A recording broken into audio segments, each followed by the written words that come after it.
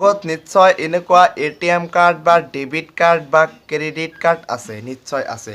যদি আছে তেনেহ'লে আপুনি যদি এটিএম কাৰ্ড ভালদৰে এনেকৈ লক্ষ্য কৰে তেনেহ'লে আগপিনে আপুনি এনেকুৱা মোবাইলৰ চিমৰ নিচিনা দেখা পাব। তো এইটো এটিএম কাৰ্ডত কি থাকে? এইটো থাকে যে ইয়াত ইনফৰমেশ্যন আছে, এনেকৈ সোমাই যেতিয়া দিওঁ তেতিয়া গম পায় এইটো কিয় থাকে। যদি নাজানে তো বলক আমি ভিডিঅ'টো আৰম্ভ কৰোঁ। এইটো কিয় থাকে জনাৰ আগতে এইটো কিয় থাকে জানি লওঁ। সকলোৱে জানো ইয়াত একাউণ্ট নম্বৰ আৰু একাউণ্ট হোল্ড নেম যিবিলাক ইনফৰমেশ্যন আছে ইয়াত কি কৰা হৈছে ষ্ট'ৰ কৰি ৰখা হৈছে। যেতিয়া আপুনি এটিএম মেচিনত সোমাই দিব তেতিয়া এইটো স্কেনাৰ কৰি এটিএম মেচিনে গম পায় যে মোৰ ভিতৰত সোমাইছেনো কোন। তো ইয়াত কেনেকৈ এইটো টেকন'লজি ব্যৱহাৰ কৰা হৈছে এইটো জানিবলৈ হ'লে আপোনাৰ মূৰত এটা এক্সাম্পল ভৰাই ল'ব লাগিব। এক্সাম্পলটো হৈছে আপুনি নিশ্চয় আগৰ দিনত কেছেট দেখিছে। কেছেটেৰ ভিতৰত যিবিলাক কলা ৰীল আছিল সেই ৰীলৰ ভিতৰত যেনেকৈ গান ষ্ট'ৰ কৰিছিল ঠিক একেদৰে এইটো এটিএমৰ কলা ঠাইত একেদৰে ইনফৰমেশ্যনবিলাক ষ্ট'ৰ কৰিছে।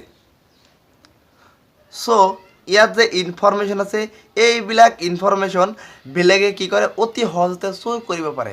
মানে স্কেনাৰ কিবা এনেকৈ কৰিলে মানে ইয়াত যিবিলাক ইনফৰমেশ্যন আছে সকলোবিলাক ওলাই যায়। সেইবাবে অধিক সুৰক্ষিত কৰাৰ বাবে এইখন এটিএম কাৰ্ড এইখন টেকন'লজি ব্যৱহাৰ কৰা হৈছে। এইটোৰ নাম হৈছে EMB। ই মানে হৈছে ইউৰোপিয়ান কোম্পানী, এম মানে হৈছে মাষ্টাৰ কোম্পানী, বি মানে হৈছে ভিছা কোম্পানী। চ' এই EMB টেকন'লজিয়ে কেনেকৈ এইখন এটিএম কাৰ্ড বচায়। তো আপুনি ট্ৰেনজেকশ্যন কৰিবলৈ যেতিয়া এটিএম মেচিনত এইটো কাৰ্ড সোমাই দিব তেতিয়া কি কৰিব এই EMB টেকন'লজিয়ে কি কৰিব এটা নাম্বাৰ জেনেৰেট কৰিব। যদি নাম্বাৰ এইটো EMB টেকন'লজিয়ে যদি নাম্বাৰটো জেনেৰেট কৰে তেনেহ'লে কি কৰিব আপোনাৰ ট্ৰেনজেকশ্যন ছাকচেছফুল হ'ব। আৰু যদি জেনেৰেট নকৰে এইটো টেকন'লজিয়ে তেনেহ'লে কি হ'ব ট্ৰেনজেকশ্যন নহ'ব।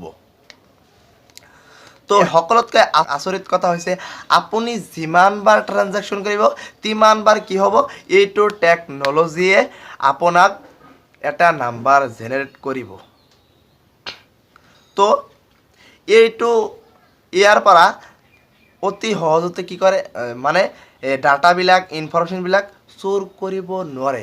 সেইকাৰণে আজিকালি যিমান এটিএম কাৰ্ড বা ডেবিট কাৰ্ড আছে সকলো এটিএম কাৰ্ড বা ডেবিট কাৰ্ড বা ক্ৰেডিট কাৰ্ডত এইটো টেকন'লজি ব্যৱহাৰ কৰা হৈছে। যদি আপোনাৰ এটিএম কাৰ্ড বা ডেবিট কাৰ্ডত এনেকুৱা টেকন'লজি নাই তেনেহ'লে আপুনি কি কৰিব চেঞ্জ কৰি ল'ব।